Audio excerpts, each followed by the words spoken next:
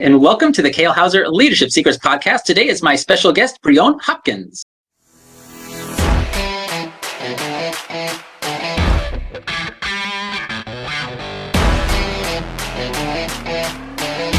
Hello, everybody. Welcome back to the Kale Houser Leadership Secrets podcast. My name is Kale Houser, and I am so happy that you're joining me today. We have a special treat in store for us.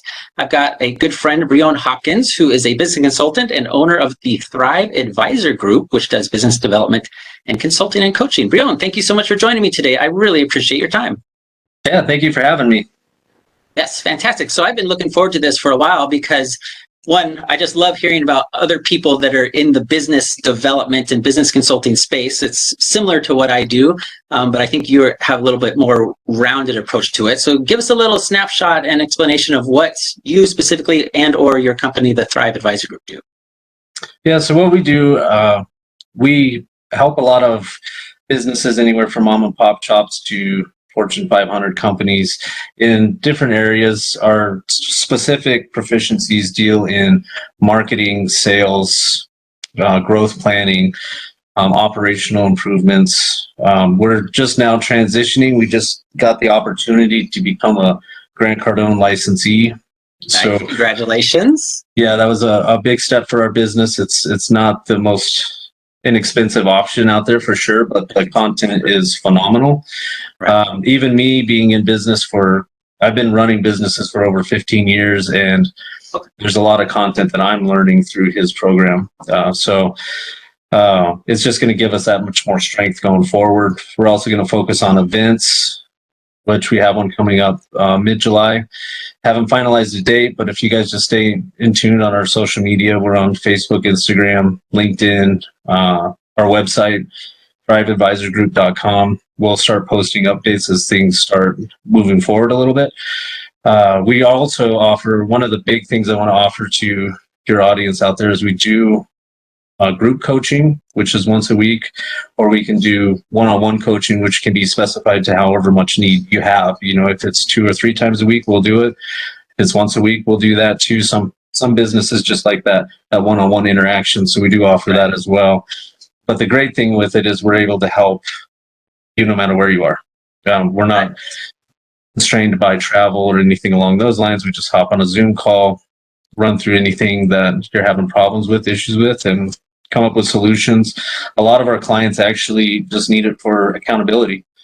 They just need somebody to continually push them, review what they did the week before, give them a new direction going forward. So that's awesome. Now, you had mentioned you've got an event coming up in July. So what kind of event is this? Are you focusing on one specific aspect? Is this for anyone, or is this for a particular group of type of people, type of businesses? Yeah, it's for anyone. It's a business boot camp. So while I helped with one in January, and it's more geared toward businesses probably in year 0 to 5. Okay. But even me going, I still there's still information that I found very valuable and very useful for my own business. So I recommend it for anyone that's just feel like, especially in the areas of marketing, sales, growth planning. If you've hit a plateau, you hit a growth ceiling, and you can't get over it, this would be very, very advantageous for you because it just gives you a lot of solution-driven tactics and philosophies that can work for your business. Right. Now, I want to touch on something because you've actually said it twice now, which I think is kind of interesting and telling. You said, because you mentioned you've been in business in some form or fashion for the last 15 plus years. And you've said, even me, when referring to basically learning new things. Now, and I think that's awesome that you recognize that, right? Because a lot of people, especially if you've been doing something for a long time, you kind of develop this I have nothing left to learn. I'm the expert of this, right? Is that, I don't know if arrogance is the right word for it, but it's certainly, a confidence in your skills and abilities that you've developed.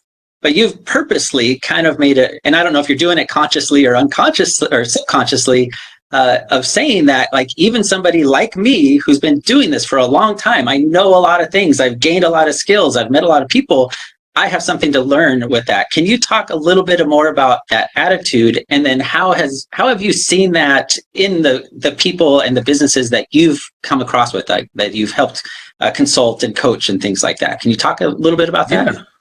Absolutely. So what I see, the reason I refer to even me is I have read hundreds of books. I have watched thousands of YouTube videos, all specifically driven on business because I want to Not just continually better cats. myself. Yeah. So I'm really big on self improvement. I think it's one of the vital things that gets missed. A lot of business owners, upper level management, they have a lot of distractions in life. Their cell phones are, I see, as a constant struggle. Binge watching Netflix when you could be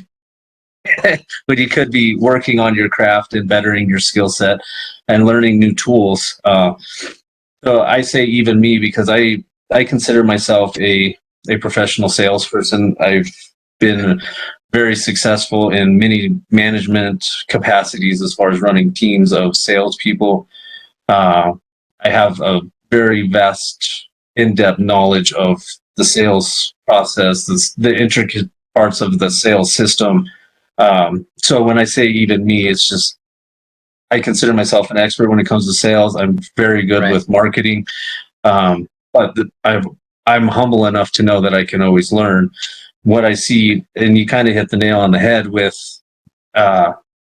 these upper level management people. They get that mentality of there's nothing else I need to know, especially in specific fields like car sales are oh man, very strong A-type personalities, and Right. Yes. they know it's their way and there is no better. They don't want to hear, like, it's very difficult industry, anything with extremely competitive sales, because they have spent a lot of time, but that doesn't, the old saying, you can't teach an old dog new tricks, like, Right.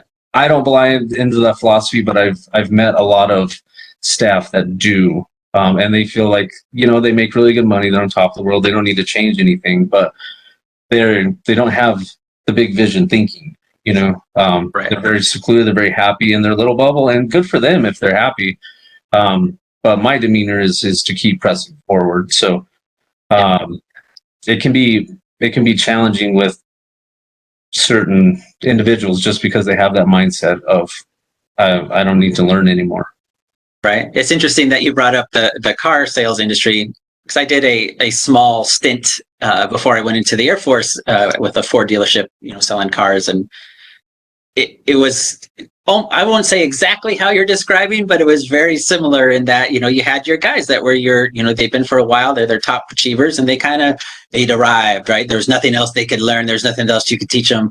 But along with that, there was nothing that they were willing to impart on, the next generation like me, the new guys coming on that had that potential that just hadn't arrived yet. So that's really interesting that you have mentioned that. Now, you talk about, over the last 15 years now, have you been a business coach and consultant for that? Has been your business, or did you come out of another industry? No, so I've been, the last 10 years I've been recruited. It was really weird situation. A lot of it was I had to build enough confidence in myself, but I've been recruited for the last decade, from employer to employer, working in an employee role, if you will. So I just started my business about 6-7 months ago, because a light bulb went off, and I'm like, I keep bouncing jobs as an employee. I fix them, and then somebody else comes over and says, "Hey, we'll pay you more money. Come do this with us." And it just kept that endless cycle. And I said, well, what if I just did this myself and I can help whoever I want at that point, and I can help more people than just one entity or one business. So, but yeah, I've had a very successful track record when it comes to growing businesses. That's the main reason I got into the consulting. My brother's been telling me, he's got 18, 19 years in the Army, but he's been telling me he's studied business a lot too. And he's been telling me the last 6 or 7 years, he's like, well, you got to quit doing that. You just need to go out on your own. And then you can, again, help anybody you want. You can help more people. And once I locked that in my brain, it was time to move forward, and haven't looked back since. Awesome. That's an incredible risk. And again, not something that many people are willing to take, especially to leave that kind of comfort, which would I would assume, that comfort, especially if you're being recruited by other companies, they're recognizing your value. to be able to walk away from that and do on your own. So, and I mean, the money was really good. The environment, I got to the point where I set my own hours. I pretty much, I was a consultant, but right. I still had somebody to report to. I still had somebody was in control of my actions, for some of that. But the flexibility was nice. The money was good, but I didn't feel fulfilled. Like there was something missing. And I know, I've studied business a lot. 64% of small businesses, barely break even or lose money every month. 76% of Americans live paycheck to paycheck. So there's obviously a big need, and that's where we want to start doing the events, because we've helped a lot of businesses through the short span of this consulting agency, but now it's time to ramp up to where we can impact even more people. Right. And as you're on that journey of ramping up, so, and I kind of want my audience to understand because you've talked about it a little bit, but why create the Thrive Advisor Group? Why jump from you're very comfortable, making good money, security, to something that's an unknown, but I don't know that I'm necessarily hearing follow your dream type of a motivation, but more like what spurred you? Was there a moment that said, okay, boom, this is done, I'm going over here now? Or was it more a gradual and you found yourself in it? It was more of a gradual situation, because I kept feeling this urge that I could be doing more. And my mentality for as long as I can remember has always been to help people. And I didn't feel like I was doing it at my potential as far as what I could be doing. I was helping businesses, and they were doing very well, but it was one at a time. And then all of a sudden I drive down the street and I see closed. And some of these places I really enjoyed going to, and they're not here anymore. And with the brick and mortar shift and the online presence, it's going to be harder and harder for small businesses as the online marketplace gets more and more saturated and the brick and mortar starts to continually decline. It's going to get very difficult in the years to come. So I thought this would be a very good time to get out there and my name known so that, we can get out there and start helping people. Yeah, that's awesome. Now, are you very local in your approach? Because you're out of Wyoming. Are you focused on mainly just your surrounding businesses, or are you trying to reach across the nation, international? No, we're everywhere. The only areas we haven't tried international yet, just because there's a lot of tax law involved in that that we need to filter through yet. But we helped a restaurant in downtown LA. We're getting ready to help a recording studio in your neck of the woods in Miami. We've helped a restaurant in Texas. Well, Fort Worth, Texas. So we'll go anywhere. I've got a really small business. She's got a cleaning service in Connecticut. So, obviously we'll travel to those locations if needed, but for the most part, we do everything through Zoom and phone calls, email. So we can definitely help anybody in the United States. Yeah, definitely the sign of our times, right? Zoom is the face to face. For better or for worse. So let's talk about. Go ahead. One more thing. Unless it's an operational issue, we rarely have to go to your location. If it's we got to see it if it's an operational issue. But if you're having marketing trouble, or you need sales training done with your sales team, anything along those lines, we can definitely help remotely. So cool. Now, I was wanting to switch gears just a little bit. So as you've been having these interactions with these different businesses, because those businesses that you listed they're in drastically different industries, right? Mm-hmm. But businesses in general have similar problems, whether it be sales or marketing, whatever that may be. How have you found, because this is a leadership podcast, how have you found as you've gone in and started diving in and dissecting and analyzing these business models, what role does that particular business owner's leadership skills, abilities, outlook, how does that play into what you do?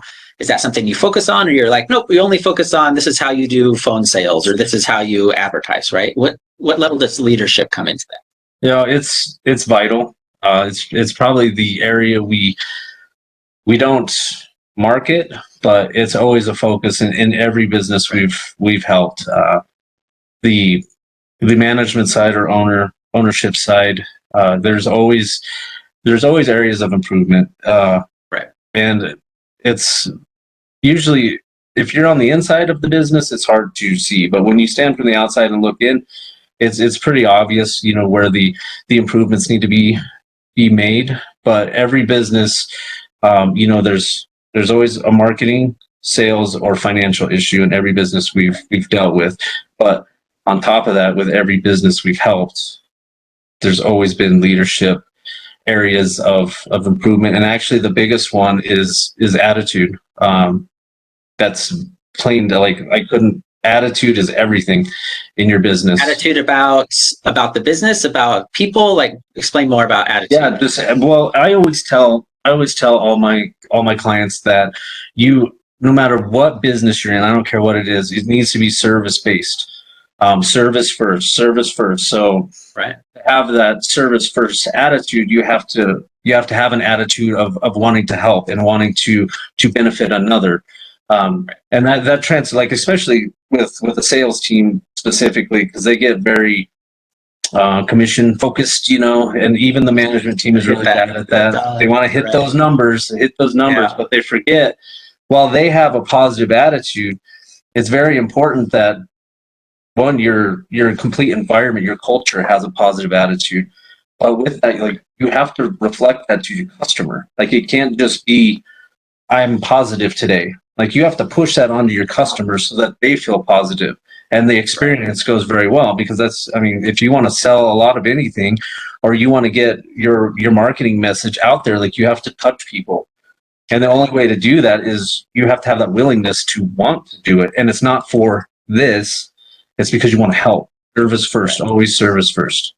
Yeah, because so few businesses are one-off sales, right? Like, oh yeah, even car sales. Every couple of years, every year, people come in to buy new cars or additional cars, right? Like, you can't have this attitude of just fleece the classic fleece the sheep versus actually. And I've noticed that. So 10 years ago, you could get away with that because, in car sales, I guess we can use that example, but they didn't have Vroom. They didn't have Carfax. They didn't have, so you had a limited place. Like, if you wanted to go buy a Toyota, you had limited places to go get one. The internet wasn't as broad as it is now. So you couldn't just hop on there and search every dealership in the country, like you can now.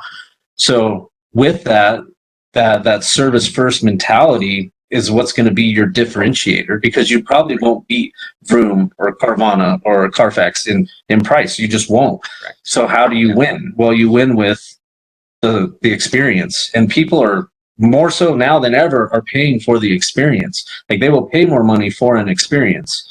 It's not things like it used to be, like collection of things. People want experiences now. So how can you bring that to your customers in any industry? It doesn't matter what you're doing. You got to be able to have that service first mentality, give them the experience of a lifetime, and it starts with your attitude, 100%. And I love that you brought that example, because I hadn't thought about it. In the last, I would say, 18 months, my wife and I have had a chance to buy a vehicle from 2 different dealerships. So we bought and sold, including Carvana. And Carvana, very transactional, right? You go online, you scroll through, like, oh, I want that one. Boom, you do the paperwork, and they literally will deliver it to your door.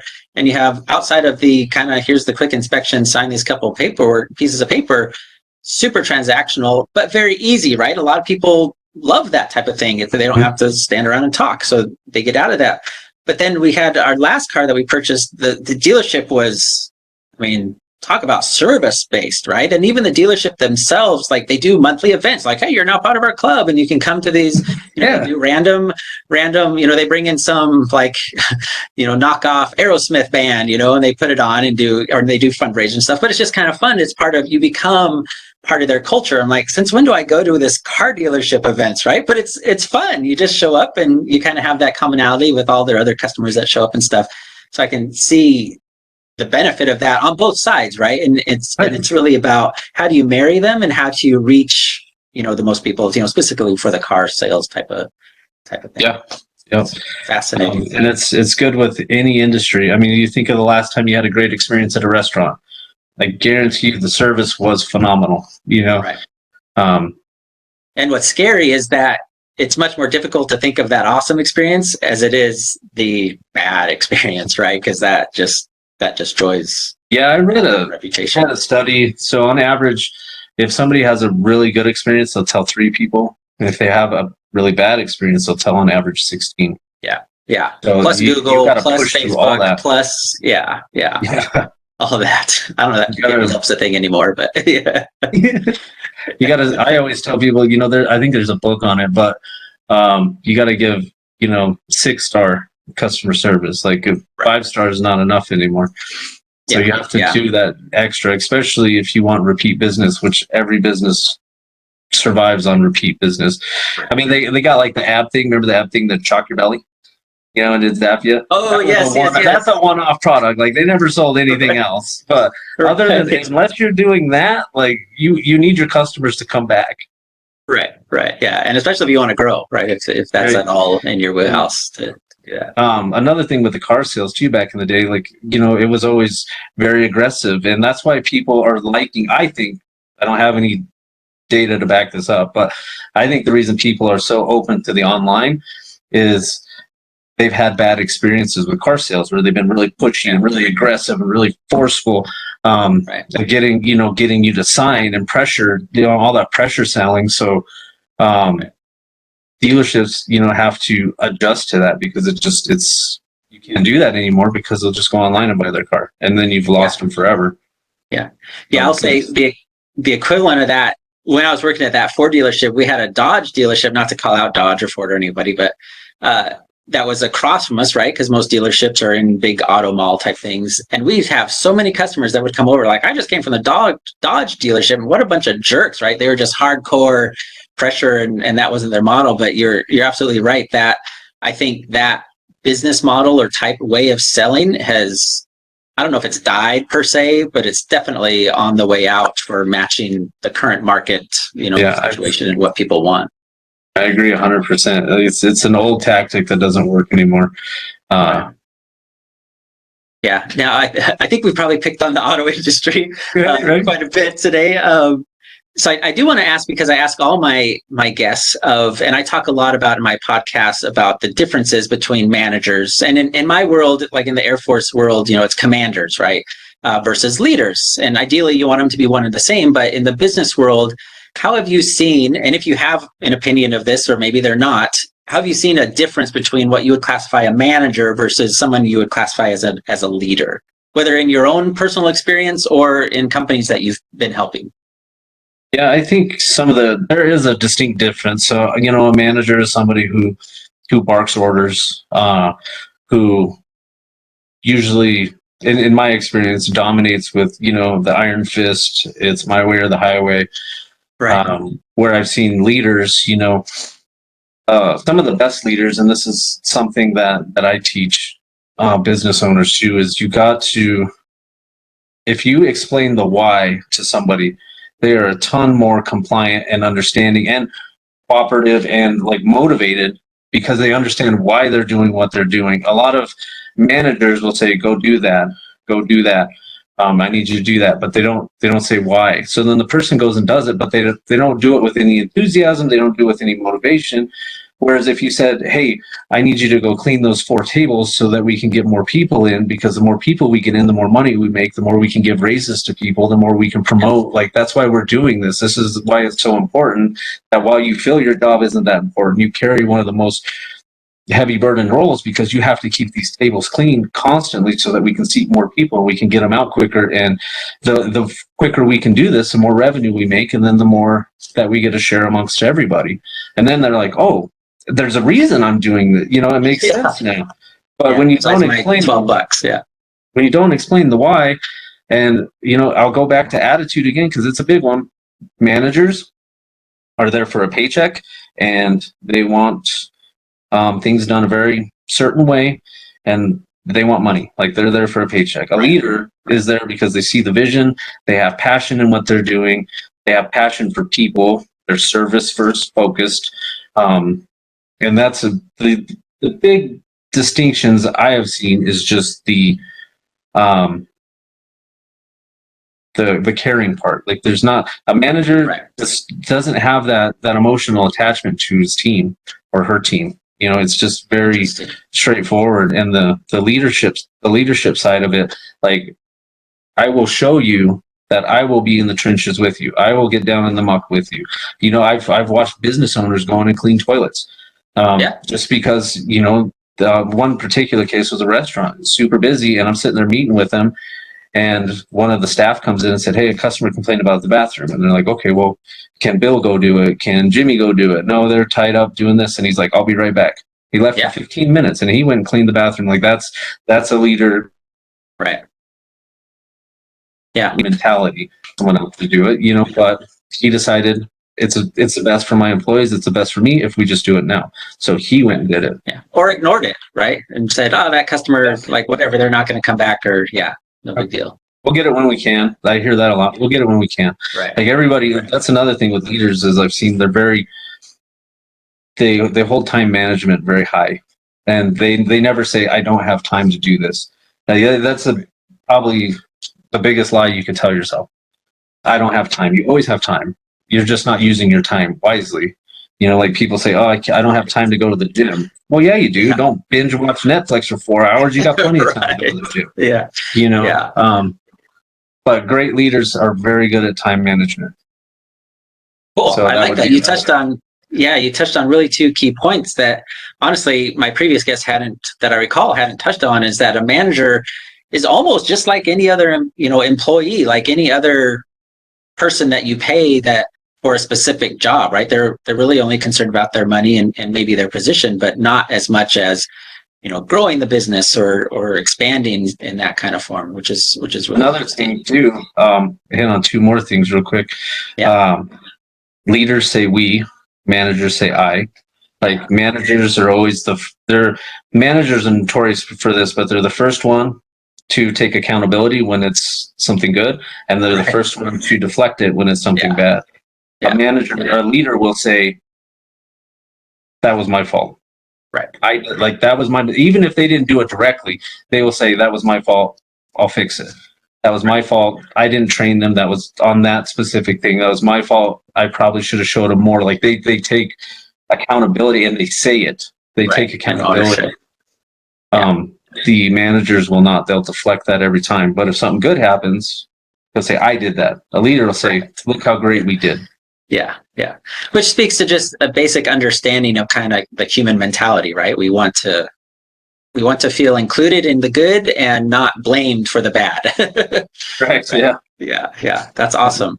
Now, I know you had mentioned you've got your Business Bootcamp coming up in July. Anything else on the burners for you that you've got going on right now you want to talk about? I really want to focus on the coaching. Okay. That is going to be our platform to help lots of people outside of my demographic region. So those will be extremely valuable. They really focus on leadership, management, sales, marketing, operations, like about anything other than legal matters and tax accounting. Any other issue, we would gladly help you with the one-on-one coaching. If you feel like you just need to brushing up on marketing tactics and techniques, different marketing platforms, or you need, your sales team, you feel that you've hit that revenue ceiling, and you need help getting over that bump, I would highly recommend the coaching. Typically, we have the group coaching once a week. It's 45 minutes to an hour. And then the one-on-one coaching, we basically retrofit to whatever needs you have. So some people we meet with 3 or 4 times a week for the time being. Some, they're once a week or even bi-weekly. So but we're here to help. We can get your business to the next level. We've been very, very successful at it. Nice. I like it. Now, people that want to be a part of that, or they want to join your world, or even just kind of follow and see what you've got going on, what's the best way for them to get a hold of you? Yeah, if you go to our website, it's thriveadvisorgroup.com. We do have an information sheet on there that you can fill out with your contact information, and one of my team will reach out to you. We also have, Facebook, If you look up Facebook, Thrive Advisor, Instagram, LinkedIn, we're on all those platforms as well. So if there's anything like that you just want to kind of keep tabs on what we're doing and see what's going on, those are great ways to do that. Especially for the boot camp, if that's something that piques your interest. It's really teaches you a lot about marketing, sales, growth planning specifically. And there is some leadership and mindset things in there as well. But we also offer sales workshops, marketing workshops, and those are multiple day deep dives into those specific categories. And that, again, just follow our social media for updates on those. Cool. My phone number, you can call our office. It's 833-833-1900 as well. You said 833 twice, right? 833-833-1900. It didn't like cut out. I picked it on purpose because it's very easy to remember. I'll get a catchphrase going for it here soon. So. Yeah, all right. Kind of almost got that Saul Goodman going a little bit from Breaking Bad. All right. So all of those links for Brionne's, Facebook, Instagram, his social, his LinkedIn, and the link to his website, Thrive Advisor Group, will be in there, as well as his phone number. You're welcome to give him a call. Please reach out and give him a call. It sounds like if you're dealing with any sort of business issues, that he can absolutely help you. Brionne, any last parting words? Thank you so much for being with me. Man, I've greatly enjoyed hearing about what you've got going on, and especially the leadership aspect of it. Yeah, no, I appreciate you having me on here. I don't really have any parting words. The only thing I would tell you is for all you listening, watching, be unreasonable with your goals. I learned that from Grant Cardone, but be unreasonable with your goals. Never settle, never drop your target. If your goal is here, don't compromise yourself or bring it here. Just the way to combat that is just more action. Do more. But don't compromise your goals. It's better. Is it Aristotle that said it? It's better to shoot high and miss than shoot low and hit. But something along those lines. Yeah. But you really don't compromise your goals. And well, if you're not setting goals, definitely do that. But don't be unreasonable with your goals. Find a way to accompany them. It'd be better to set it here and hit here than set it here and hit here, because a lot of studies have found if you set your goal low and hit, then productivity slows. So high. It'll keep your team motivated all the time. Yeah. No, that's a perfect way to end, because that is absolutely critical to both business and just people in general in their personal life. So thank you for that. And leaders understand that, managers don't. Yeah, true. Managers don't give two rips about their people's goals, right? And leaders do. They're actually interested in other people. Yeah. All right, gang. Well, thank you so much for joining the Kale Houser Leadership Podcast. We greatly appreciate it. Thank you again, Brionne, for joining me today and lending your time and wisdom to my audience. And no matter where you're at in the world, have a fantastic afternoon. Bye.